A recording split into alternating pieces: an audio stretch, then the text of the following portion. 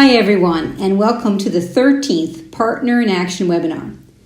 The foundation of the Partner in Action webinar comes from the communication model Predator, Prey, Partner, which is a body of work developed by my sister Pat Kirkland. If you want to know more about Pat or her work, visit patkirklandleadership.com. If you're someone who got this webinar invitation forwarded to you and you haven't attended one of my workshops, I'm delighted you're joining. Most people on the call have attended either a workshop or an intensive training with me. So it's possible that not everything I will be saying will make perfect sense or that you'll agree with. So I have a request here. As I've said in my trainings, you don't have to like what I say. You don't have to agree with it. Just stay open to it. Open over the coming weeks. Practice the behaviors and see what starts to change as you get better and better at the behaviors. Now, I want to give you a short overview, or for some of you, a review of the main concepts we talk about in this predator-prey-partner model. So these three archetypes, the predator is a person who tends to hold too much respect for herself and not enough for others. The predator tends to hold, when they hold too much respect for themselves, not enough for others, this leaves people feeling intimidated or disrespected or both. Either way, you damage the relationship. The prey, and that's spelled P-R-E-Y, is a person who's super nice, really lovely, holding too much respect for others, not enough for themselves. And what's interesting is that can trigger even the nicest person to become a predator towards you if you're not holding enough respect for yourself. So partner is magical because she's holding high respect for herself and high respect for the other. And it's amazing because both people don't have to be playing partner for it to work. If I'm holding a strong enough frame as a partner, a predator I'm facing is not motivated to be a predator with me. So they want to keep the respect coming, and they'll often shift into partner to keep that respect. A prey will feel safe and respected and likely not become prey because they are feeling comfortable.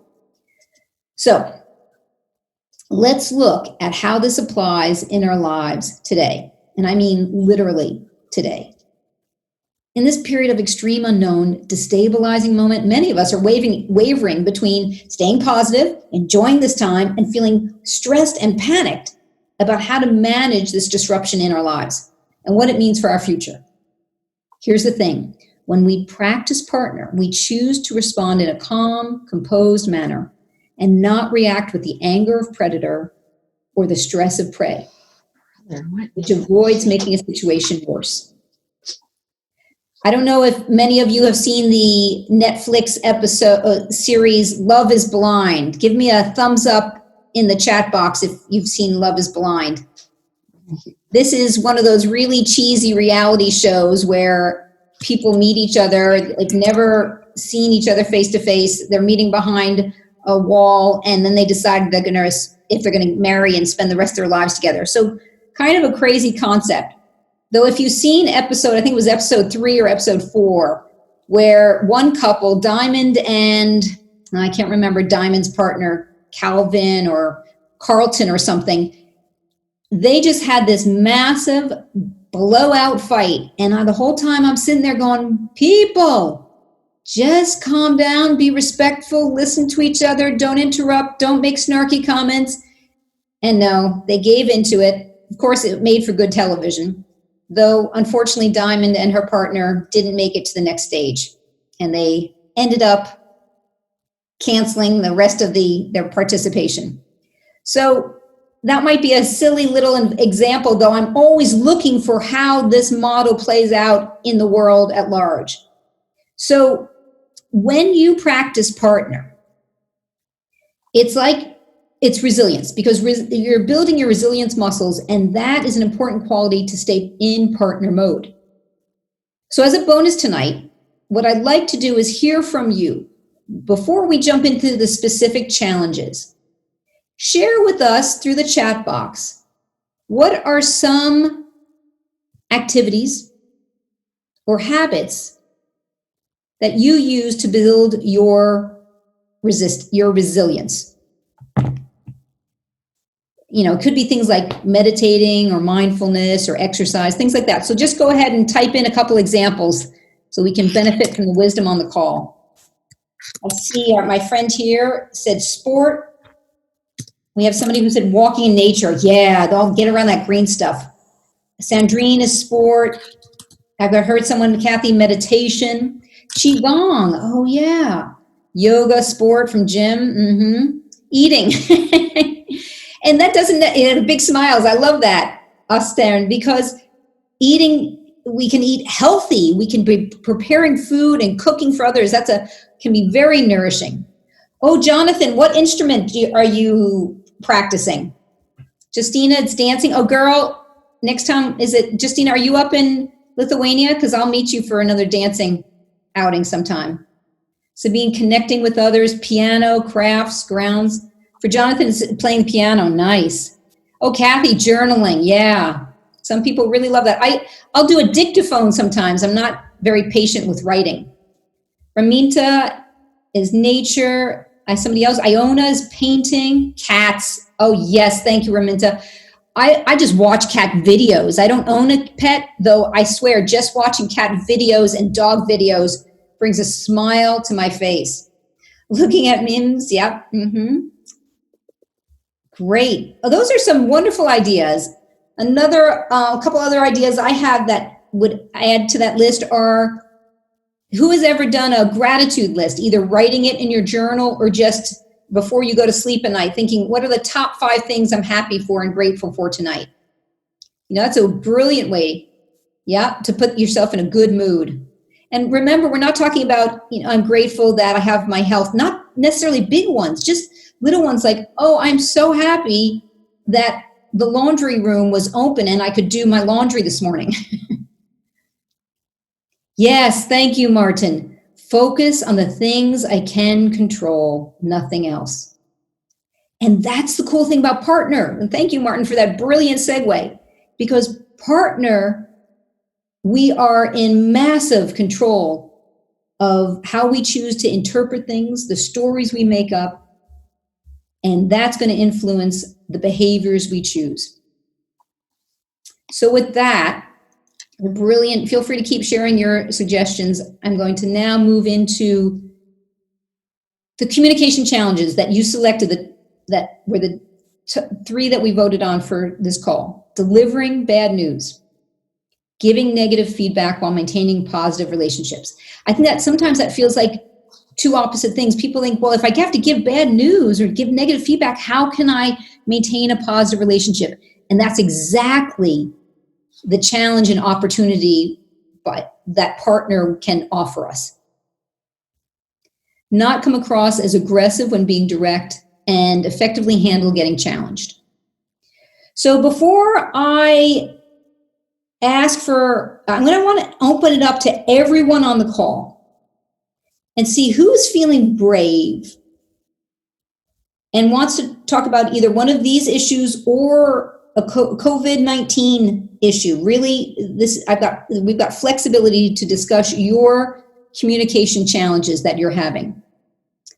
So who's a burning issue they'd like to bring up and either ask for input, maybe, and you don't have to necessarily get coached on it. It might be someone else decides to get coached on it. So what's the challenge? You can feel free to either unmute yourself and just speak up and explain it in 4 sentences, or you can write it in the chat.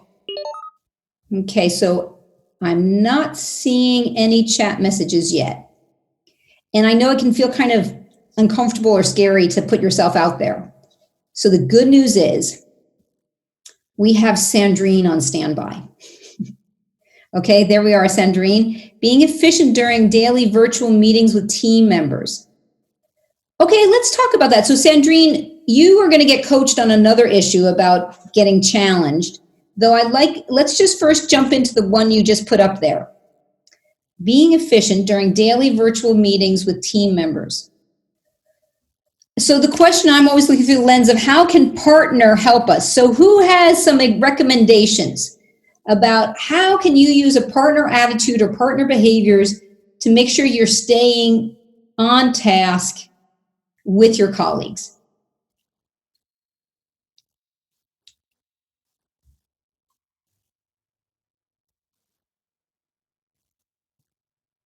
All right, so feel free to jump in and offer. Here's what I would suggest: being a good listener. Yes. So, Sandrine, what's coming to me is one of the things that I talk about in Partner is not taking ourselves too seriously and using humor and playfulness, making sure, of course, it's not snarky or passive aggressive.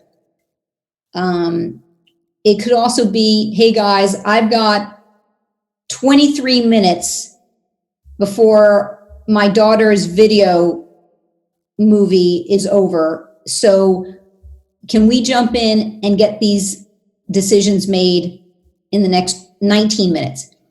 So using that playfulness, using the current reality, and then also being very direct and asking for what you want.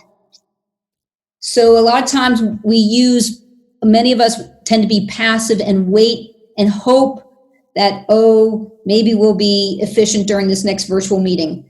And one of my philosophies is ask for precisely what you want and need. We don't have to do it in this intimidating way.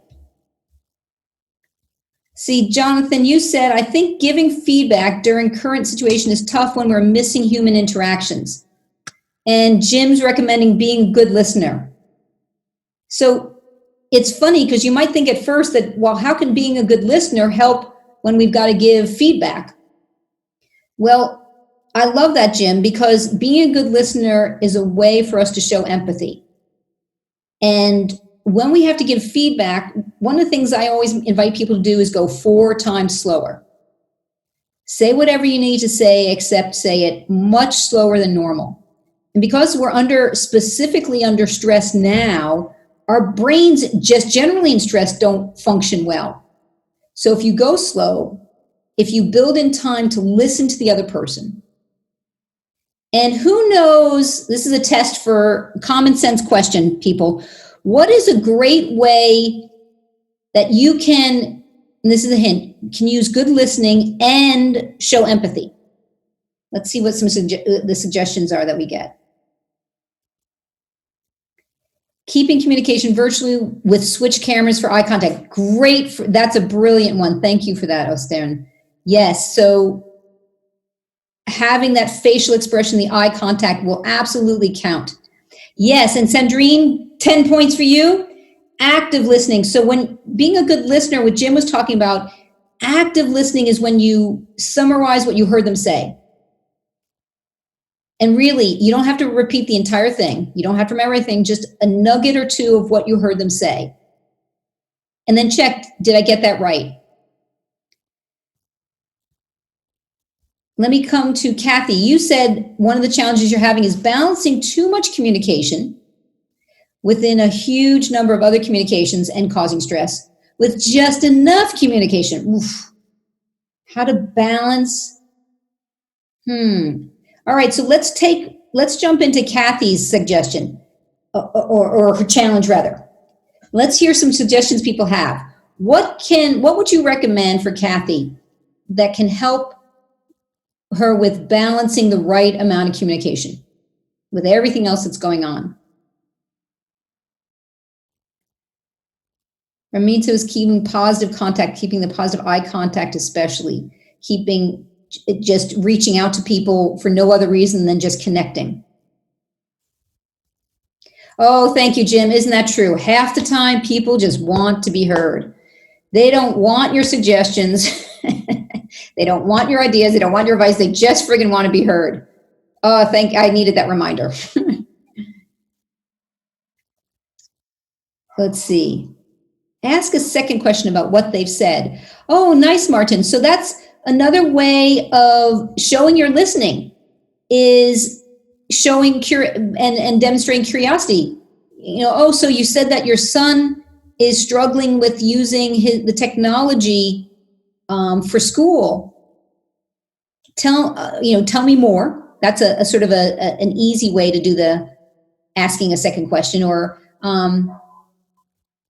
is this the first time he's ever had to do remote learning? Something like that.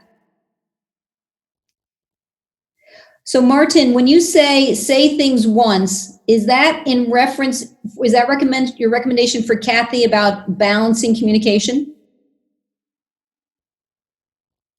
Great. Okay. I guessed correctly. So I love, yeah, Martin, we so often repeat ourselves and, as they say, beat the horse to death unnecessarily.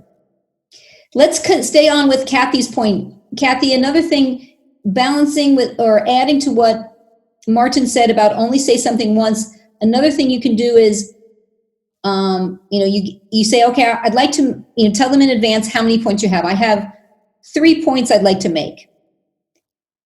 And then after each point, especially if it's dense with information, you can stop and say, do you have questions on any of that? Or better yet, you ask, what questions do you have about point 1?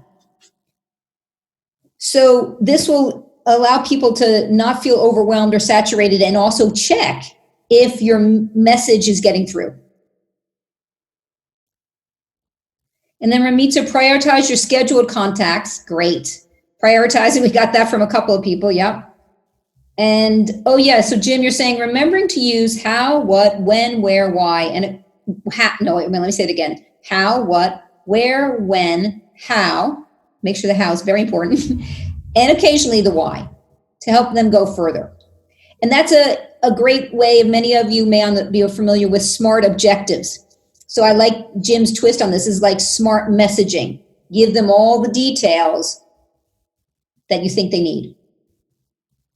And then we heard one more, delegate what is possible. Ask, send the summary of the topics to be discussed up front. Beautiful, because this is a great one that, Austin, you're recommending here. Some people are visual. That's how it's easier to take in information that way. For other people, it's auditory. For other people, it's tactile. Now, the people who are tactile, it's pretty tricky even more so when it's remote. So when you send the summary of topics to be discussed ahead of time, you're also including the visual people, and it's really going to help them. Super. All right. Thanks for that, everyone. Feel free to keep the comments coming. And in the meantime, I'm going to hop over to you, Sandrine. So, Sandrine, go ahead and unmute yourself, rather.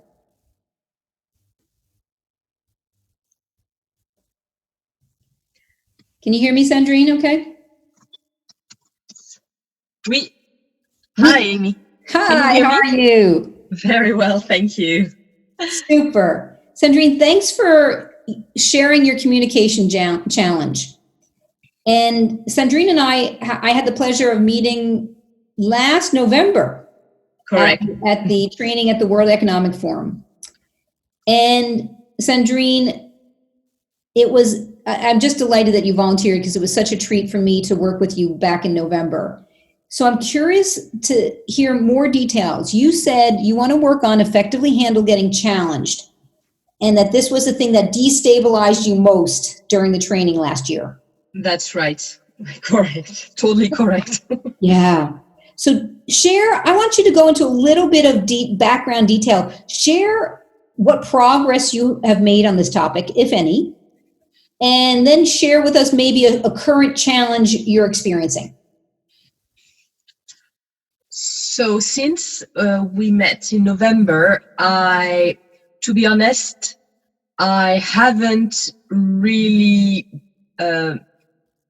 had the opportunity to being challenged and to really practice that specific matter. So Sandrine, I want to interrupt a moment, because I always find that so curious and suspicious when people are like, yeah, it's really weird. Nothing, I haven't had this issue. So it's possible that this is not something that happened to you very often in the past.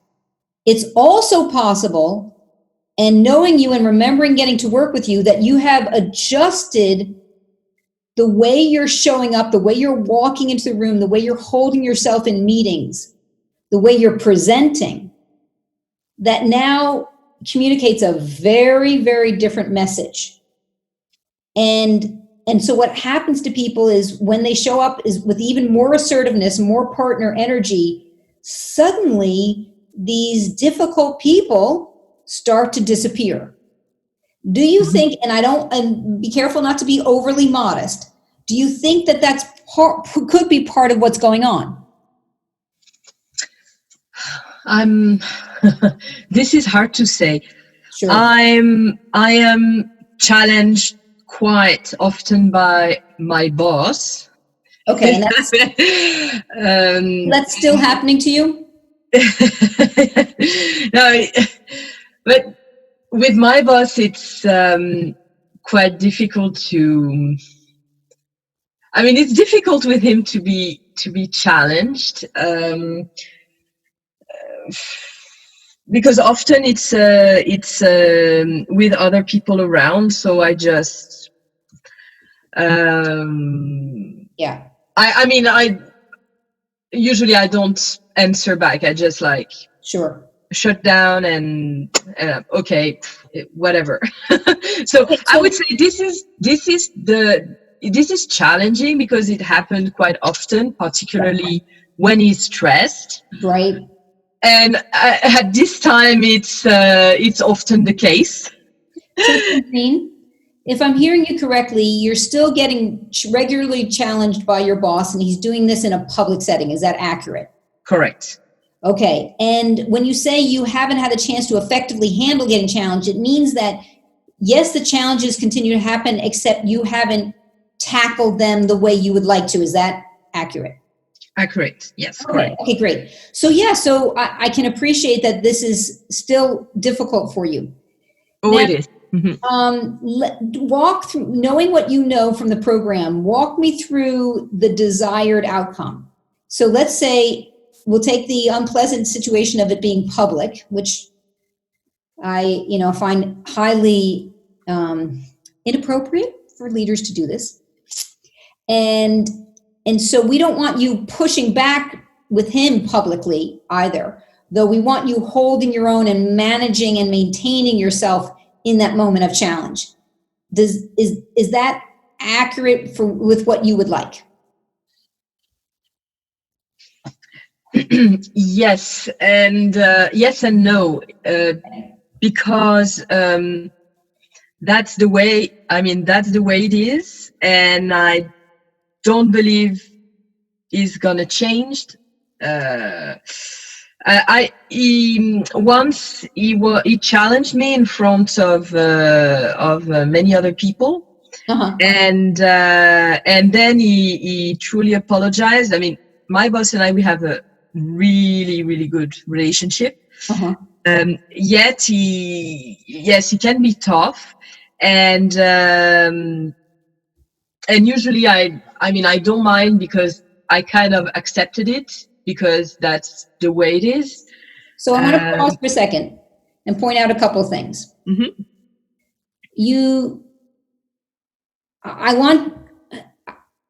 I'm struggling with, that's the way it is, and I'm accepting it. Yes.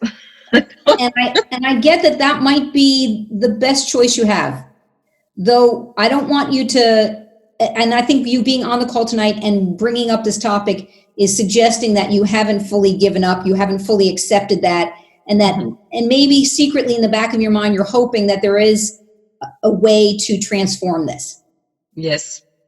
And maybe you haven't found it yet. And the fact that there's the power dynamic of him being senior to you makes it much, much more challenging. Yes. So we have a couple of options. And also, hold on. No, I know the other thing I wanted to say. Did everyone hear this? Sandrine said her boss apologized to her. Now, let me find out. I could be wrong. Sandrine, did that happen in the past when he would, let's call his behavior going a bit predator, a bit aggressive. When he did that in the past, did he apologize, or is the apologizing new?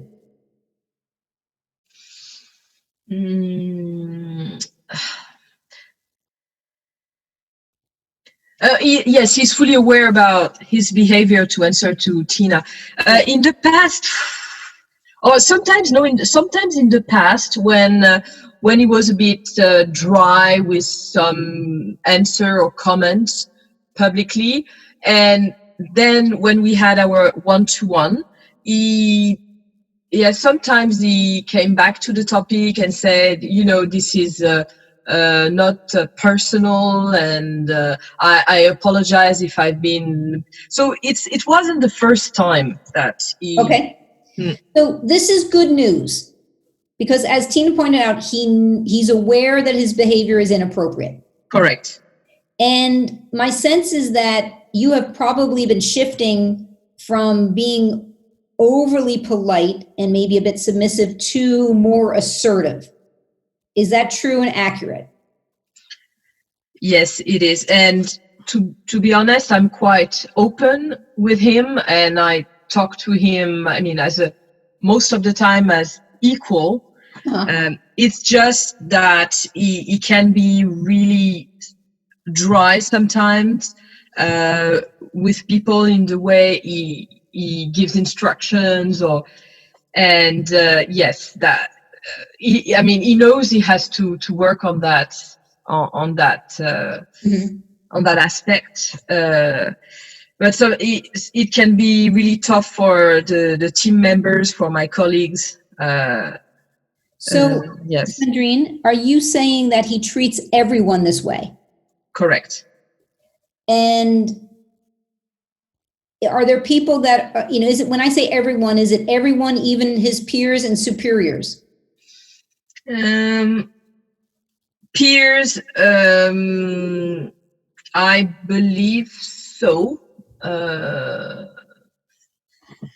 It's hard to say. Superiors, I don't think so. And that can be the power dynamic, because he knows he can't get away with it without potentially a threat to his position or his job. Mm-hmm. Is there anyone that is at his peer level or subordinate to him that he does not treat this way?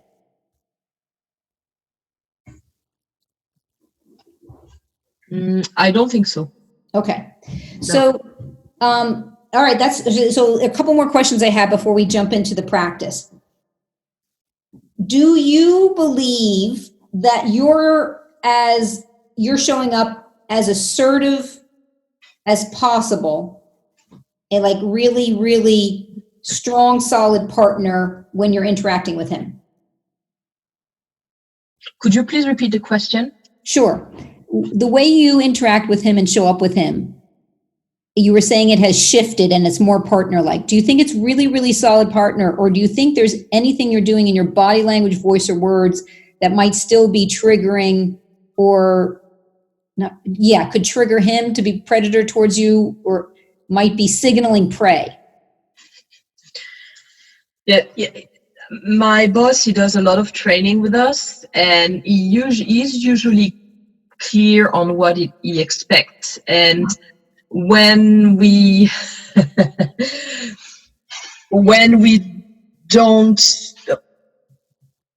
say things that are not in line with what he expects, he can be dry, saying, okay, guys, or Sandrine, I already told you that, please don't behave, don't say that like this, or this is not what I expect from you. And he said that in a quite dry way. So Sandrine, yes. Thanks. When you say dry, are you implying that he sounds impatient or disrespectful or aggressive? Impatient,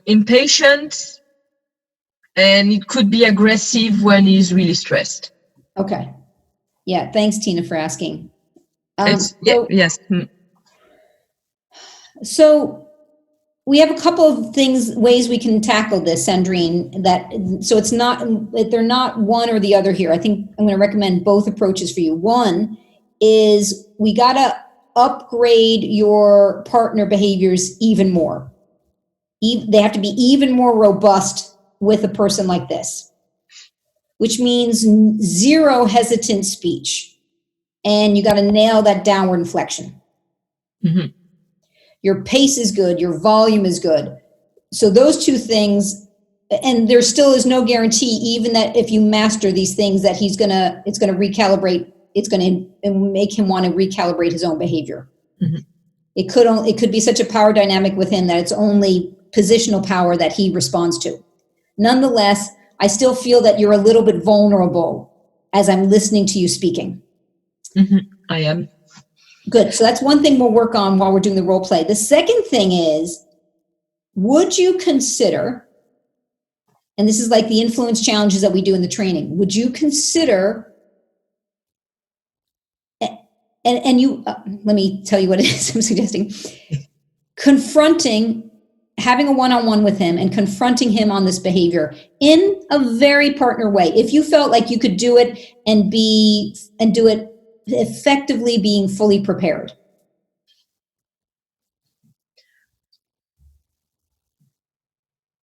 I probably could do that next time. Because that's not the last time he's going to do it, either towards me or towards another team member. And yes, I could consider challenging him. Absolutely. I didn't say challenge. I said confront.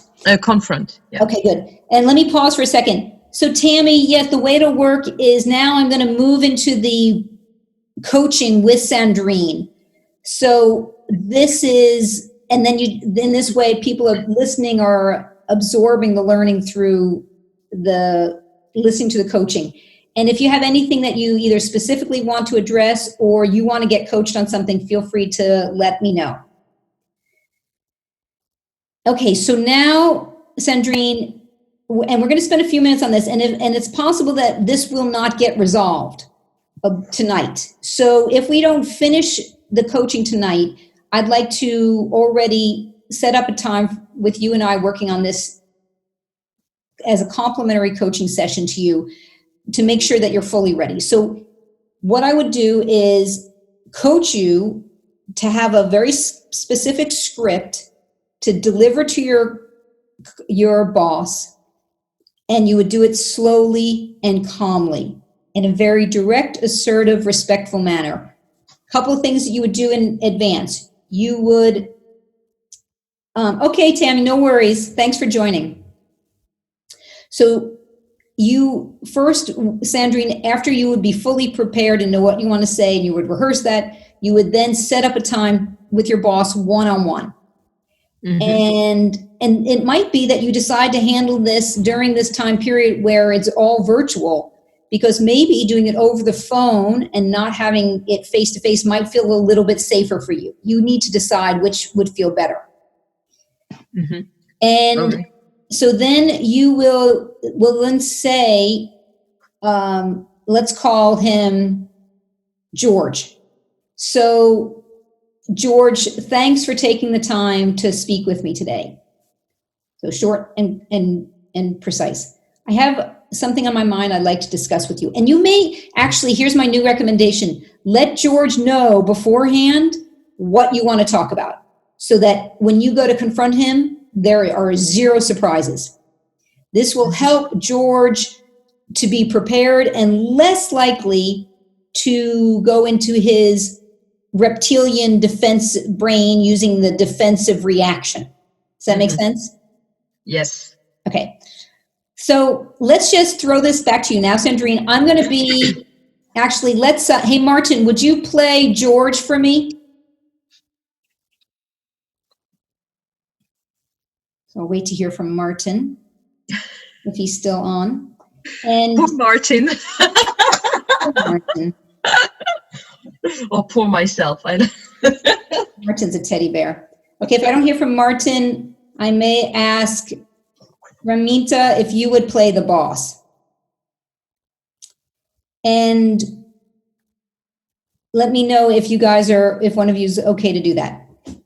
So Sandrine, we're going to deliver sentence by sentence. Okay, Martin, let's do it. Martin, you've been volunteered by someone else as well. I haven't heard back from Martin yet, so I'm not sure if he's still on the call.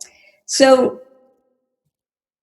Sandrine, all right, why don't, until Martin or someone or Ramita shows up, let's have you say it to me. Oops, sorry, I had to step away. No worries, Martin. I'd like to volunteer you. Okay, so Ivana, Martin, please unmute yourself. For some reason I can't do it. Okay, so Martin's going to mute himself. So Sandrine, Martin, you're the impatient, semi-aggressive boss. I know you're going to have to dig deep for this. Okay.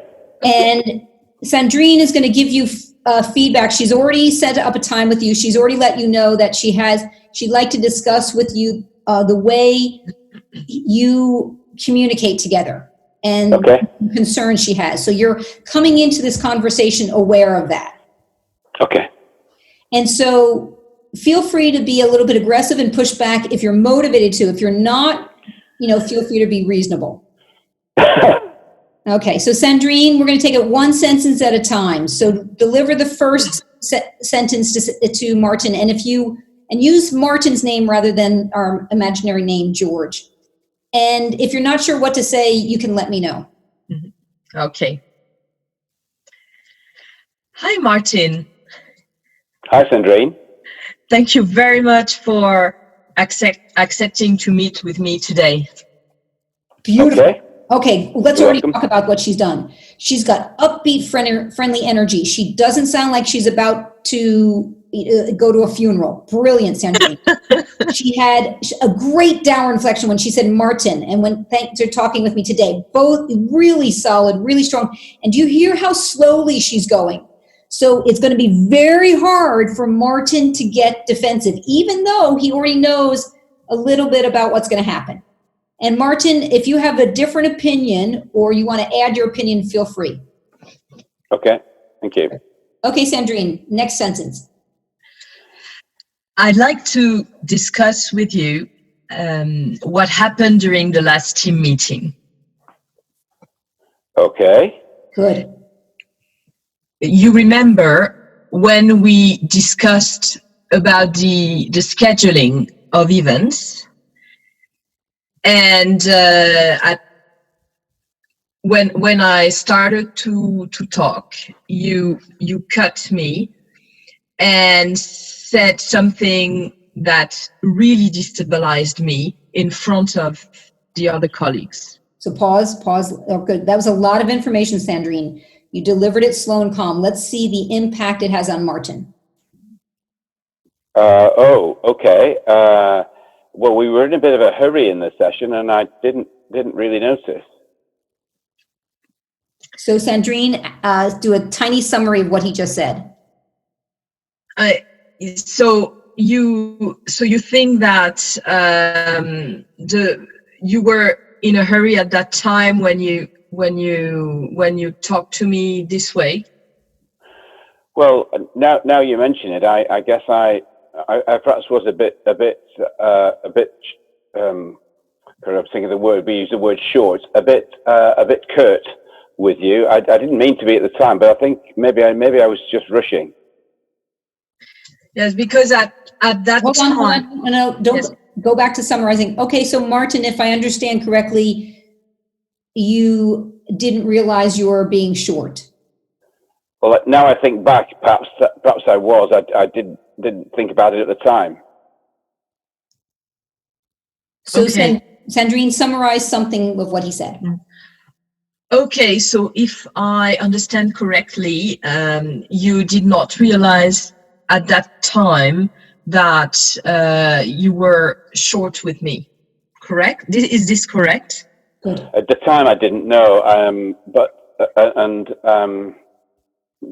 now you've raised it with me, I can look back and see how that might have seemed. So thank you for saying that. Brilliant. Yeah, so see, you want to acknowledge the person. That was a big admission on Martin's part. So appreciating and thanking the person.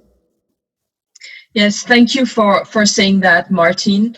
No, don't rush anything. Give me a downward reflection. Thanks for saying that, Martin. Thanks for saying that, Martin. Good. Pause. And then give him lots of space to respond. And then if he doesn't, you can move on. So it was a really busy meeting, and I had another meeting to go to, and thinking back, maybe I could have been given you a bit more space.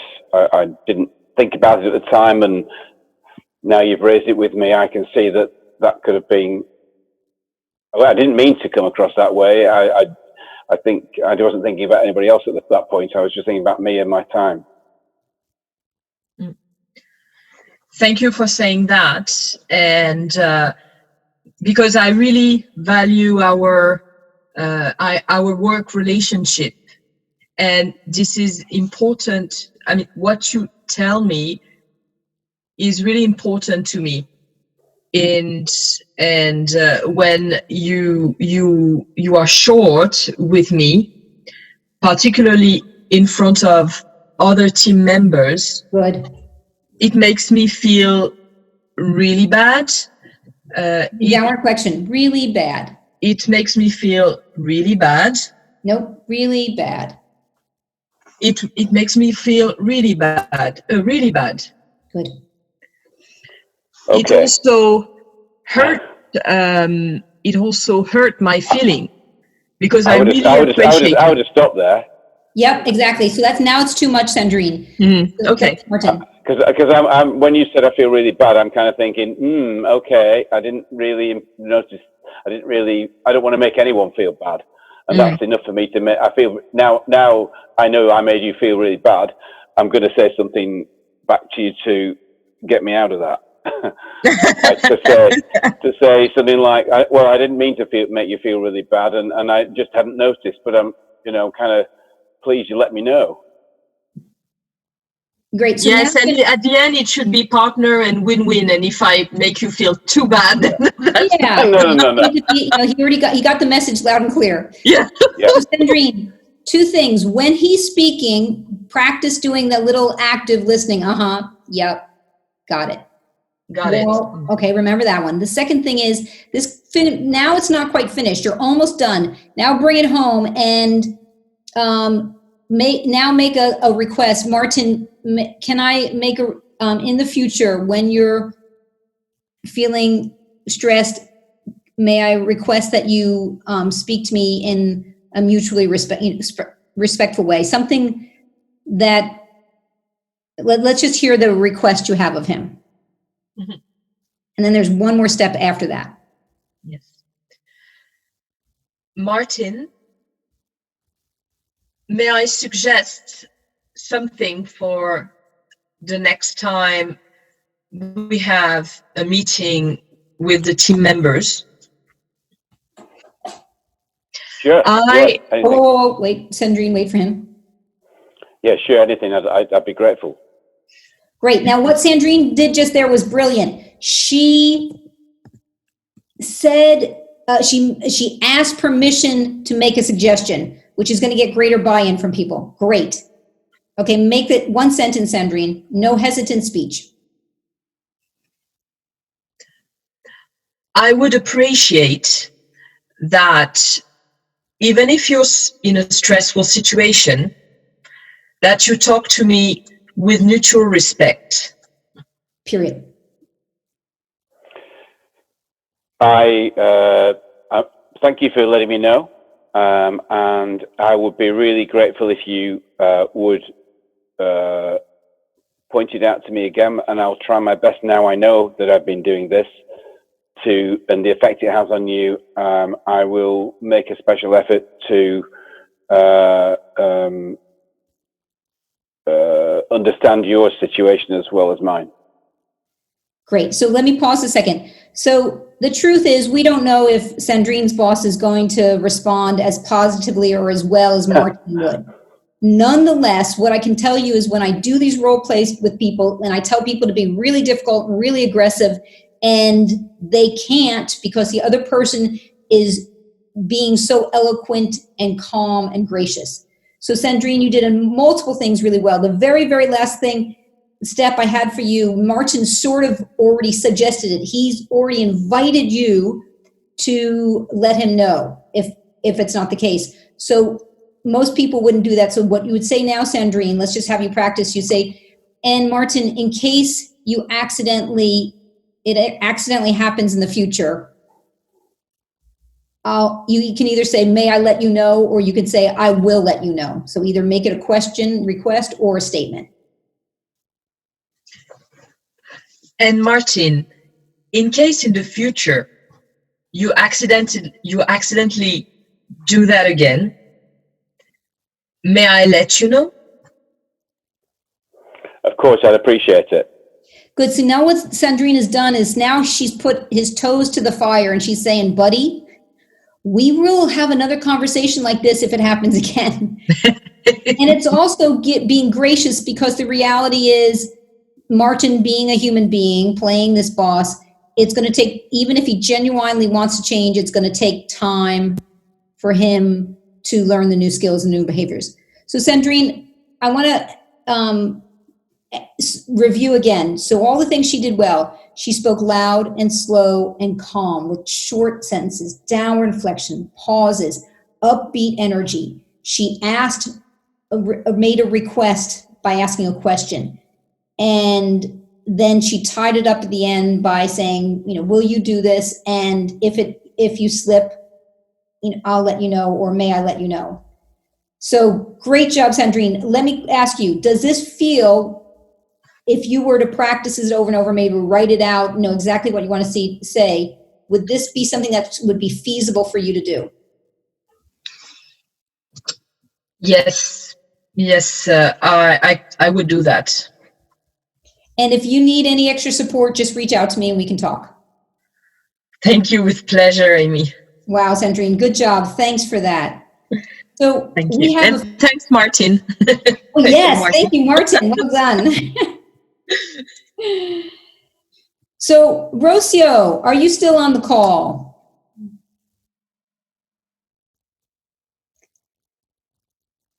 Okay, so let me check, because I know, Rocio, you are joining from Costa Rica today, and you said that you had a communication challenge. Though, Ivana, can you see if Rocio is still on the call? Yes, you're here. Great. So, Rocio, we only have about 5 or 6 minutes, because we ate up a lot of time with the welcome exercise and with the coaching session I did. Though you and I just got to meet recently in Lausanne, and so it's a lot of this stuff is fresh in your mind. Feel free to unmute yourself. Oh, it says the host has to unmute you. So, Ivana, if you can unmute Rocio, that'd be great. All right, so now you're muted, Rocio. So tell me, what's on your mind since the training a couple of weeks ago? Hi, Amy. Can you hear me? Yes, so good to hear your voice again. Thank you. Well, it's been interesting couple of weeks here in Costa Rica. I just got back from the last FEI ride that we could host. It was this last weekend in the U.S. Let me just tell everyone who's not familiar, FEI is the International Horse Federation. Exactly. And Rocio, as you continue talking, give me some nice strong downward inflections at the end of each sentence. Those are the most difficult for me. I try to practice in the car every day. Hold on, in the car. In the car. Good. Okay. So I got back yesterday to Costa Rica. To Costa Rica. To Costa Rica. Good. From the U.S. and got quarantined. So now have to stay at home for 14 days. Oh, of course. Yes. Which is very difficult for me to be inside the house. Oh, and you can't go out to see your horses. That's very painful. Exactly. Oh, I'm sorry to hear that. So knowing that, is there something that you would like to share with us that is a communication challenge that you'd like to see if we can just spend a few minutes on? Okay. This weekend, for the first time in my 10-year career as an official. Give me a downward inflection. As an official. As an official. Nope. Official. Official. Official. Good. I had to hand out a warning card for incorrect behavior. Oh, to my goodness. a writer. Oh, boy. Which is an immediate 2-month suspension. Oh, my gosh. So after analyzing the entire situation, there really was no way out of not giving it to her. Yeah. So she came back and tried to speak with myself as the ground jury and the lead veterinarian in the competition. So, of course, she was very upset about the news we had delivered. Right. And she started to try to convince us to not give it, to not report it to the FEI. Okay. So I did the active listening. I tried to explain to her with the gestures what she had done and how the commotion had affected the ride. And that basically I just could not oversee it. She was very apologetic. Wow. And that she would learn from her mistake and to please remove the card. And I had to continue to tell her that unfortunately it was a decision made that I could not go back because too many people had seen her actions. So you were delivering bad news multiple times, so you were using the broken record approach of just saying the same thing calmly over and over. Exactly. Many times. Afterwards, she begged one last time. Yeah. And she promised that she would learn from this lesson. Oh, wow. And I was like, of course I couldn't go back. And one last time I told her that I could not, that the decision was made and that her actions at that moment demanded the consequences that we had decided on. Yeah. Amy and all her apologies disappeared, and she started screaming again and saying all the foul language and everything that we had carded her for. So it taught me that you really do have to do the broken record approach. You have to continue to have the strength and everything.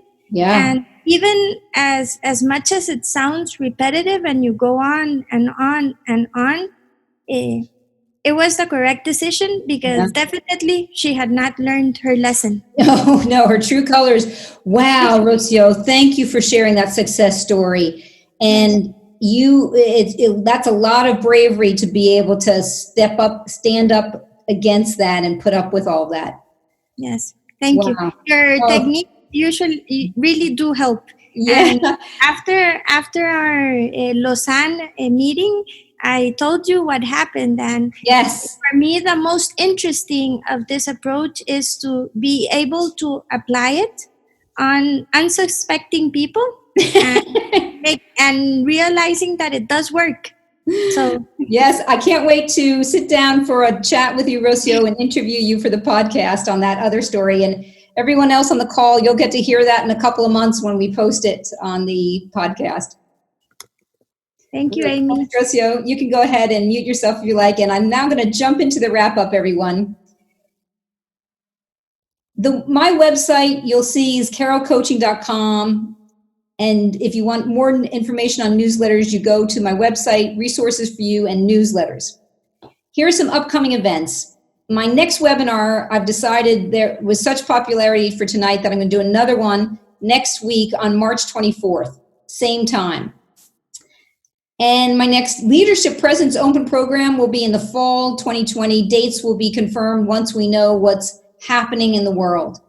And then the complete retreat will be taking place in Bali of June 2021. You can find out more information on both of those programs on my website. Feel free, everyone, to follow me on LinkedIn, Instagram, Facebook at Amy Carroll Coaching. And on Twitter, it's at Amy Carroll 63. You can take a screenshot of the social media channels. And in fact, I think we've hyperlinked them. My amazing office manager, Kim, who did that. So you can just click on the PDF, you should be able to get the link and connect that way. And if you want to check out my Partner in Action podcast series, you can find that also on my website, or you can go to iTunes and search Carroll Communication Coaching. And like Rocio, if you also have a partner success story you would like to share, and you're happy to be interviewed by me, feel free to reach out and set up a time for us to speak. And as a thank you, I will be giving you a half-hour complimentary coaching. Finally, you know that saying, practice makes perfect? Well, our spin on it is practice makes partner, and partner makes peace. So go out there, everyone, and be the best partners you can be. Take care, and thanks for joining.